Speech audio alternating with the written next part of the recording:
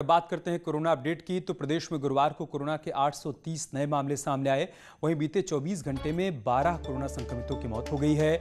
कुल corona case की संख्या 80,000 के पार पहुंच गई है। उत्तराखंड में कोरोना के एक्टिव केस 5,700 हो गए हैं। देहरादून में 273 नए मामले सामने आए हैं। नैनीताल में 105 और हरिद्वार में 63 नए केस सामने आए हैं।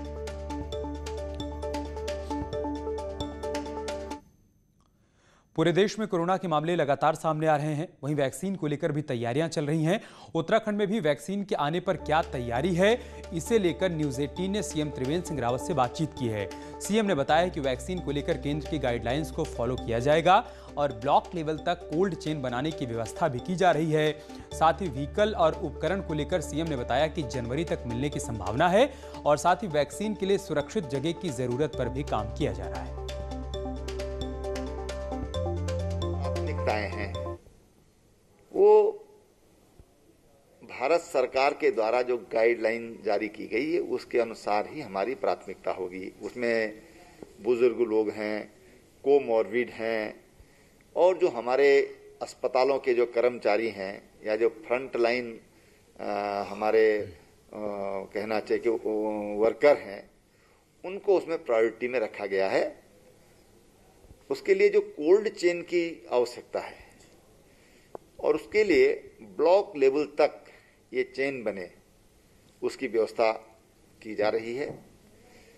जो व्हीकल चाहिए उसके लिए ट्रांसपोर्ट करने के लिए और जो स्टोर करने के लिए जो उपकरण चाहिए, वो संभावना है कि जनवरी में हमको मिलना शुरू हो जाएगा।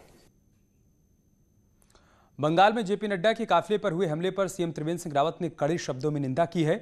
सीएम ने कहा है कि काफिले पर हमला अत्यंत कायराना हरकत है। इसकी जितने भी कड़े शब्दों में निंदा की जाए वो कम है। विरोध के स्वरों को सुनना ही लोकतंत्र है, लेकिन बंगाल की सरकार हर हाल में विपक्ष की आवाज को दबाना चाहती है। उन्होंने कहा कि लोकतंत्र में ऐसी घटना के लिए कोई स्थान नहीं है और इस कायराना हरकत का जवाब बंगाल की जनता बखूबी देगी। काफिले पर हमले की उच्च स्तरीय जांच होनी चाहिए और साथ ही दोषियों पर कड़ी से कड़ी कार्रवाई होनी चाहिए।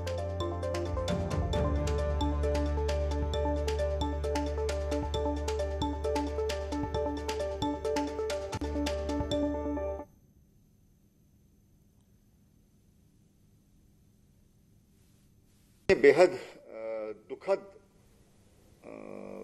बात है ये, और ममता बनर्जी जी के द्वारा जिस तरह से वहां पर भारतीय जनता पार्टी के कार्यकर्ताओं पर हमला किया जा रहा है, हत्याएं की जा रही हैं और हत्याओं को दुर्घटना का स्वरूप दिया जा रहा है, ये लोकतंत्र के लिए बहुत बड़ा खतरा हो गया है। आज पश्चिम बंगाल में ममता बनर्जी जी को चाहिए कि वो देश के अन्य राज्यों की तरफ देखें।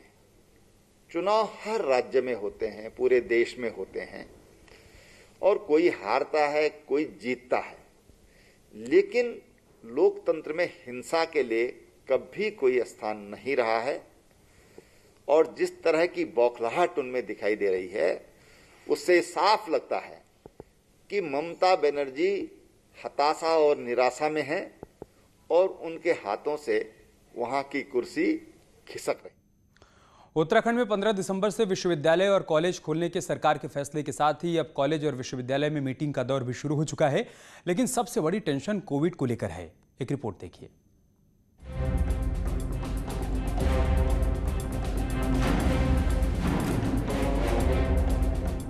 सरकार ने यूनिवर्सिटी और कॉलेज खोलने का फैसला कैबिनेट में ले लिया है और अब इसी के साथ ही यूनिवर्सिटी प्रबंधन एसओपी जारी होने का इंतजार कर रहा है।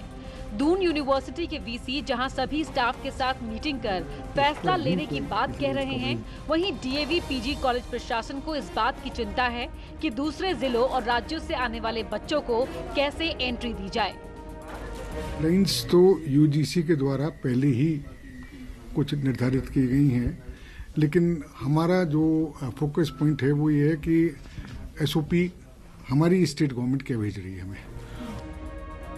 वहीं स्टूडेंट्स तो कॉलेज पढ़ने आना चाहते हैं, लेकिन कोविड को लेकर कॉलेज प्रशासन की तैयारी कैसी होती है, इसको लेकर छात्रों और पेरेंट्स को अभी से फिक्र लगी हुई है। प्रिंसिपल को ज्ञापन दिया है कि 15 तारीख से पूरे 8 महीने बाद हमारा महाविद्यालय खुल रहा है, तो हमारे कॉलेज की क्या व्यवस्था है, सैनिटाइजिंग किस प्रकार से होएगा, बच्चों की एक क्लास हुई तो उसमें सोशल डिस्टेंसिंग का कैसे पालन किया जाएगा, और आंतरिक परीक्षा है या एक्सटर्नल परीक्षा है उसको कैसे डिसाइड करा जाएगा, कब होनी, कि दिसंबर मार्च तक हमारी परीक्षाएं हो जाती थी। के चक्कर से कॉलेज काफ़ी टाइम बाद खुल रहे हैं और पेरेंट्स हर पेरेंट्स चाहेगा कि मेरे बच्चे सेफ्टी से रहे। और ये तो है ही कि अगर बाई चांस कोविड 2-3 साल से चलता है तो कॉलेज 2-3 साल से बंद तो रह नहीं सकते, कि कॉलेज को खुलना ही पड़ेगा और बच्चों को अपनी सावधानी बरतनी पड़ेगी। सरकार ने तो बच्चों के भविष्य को देखते हुए फैसला ले लिया है, लेकिन कोविड को लेकर यूनिवर्सिटी और कॉलेज प्रबंधन की परेशानी अभी भी बनी हुई है। उम्मीद है कि जल्द ही इस पर भी कोई रास्ता निकाल लिया जाएगा। न्यूज़ 18 के लिए देहरादून से भारती सकलानी की रिपोर्ट। कुंभ से पहले ऋषिकेश के जानकी पुल की तस्वीर बदली हुई नजर आएगी। नवनिर्मित जानकी पुल अपने निर्माण से स्थानीय और पर्यटकों के बीच लोकप्रिय हो रहा है और पुल की दीवारों को निखारने के लिए कुंभ मेला अधिकारी भी तैयारी कर रहे हैं। इसमें उत्तराखंड की संस्कृति से जुड़ी हुई पेंटिंग्स और कला का प्रदर्शन भी किया जाएगा। इसके लिए प्रस्ताव कुंभ मेला अधिकारी दीपक रावत को भेज दिया गया है।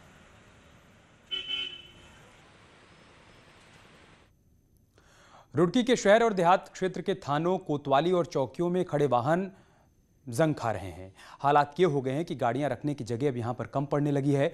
लंबे समय से इन गाड़ियों की नीलामी नहीं हुई है और गाड़ियों की संख्या लगातार बढ़ती जा रही है। लावारिस सीज और एमबी एक्ट में पकड़े गए वाहनों की जांच पड़ताल के बाद ही नीलामी की कार्यवाही की जाती है, ताकि इससे पुलिस प्रशासन को भी राजस्व प्राप्त हो सके और साथ ही चौकी थानों में जगह खाली करवाई जा सके। हालांकि एसएसपी का कहना है कि कोविड काल की वजह से नीलामी नहीं हुई है और जल्द ही इसकी कार्यवाही की जाएगी।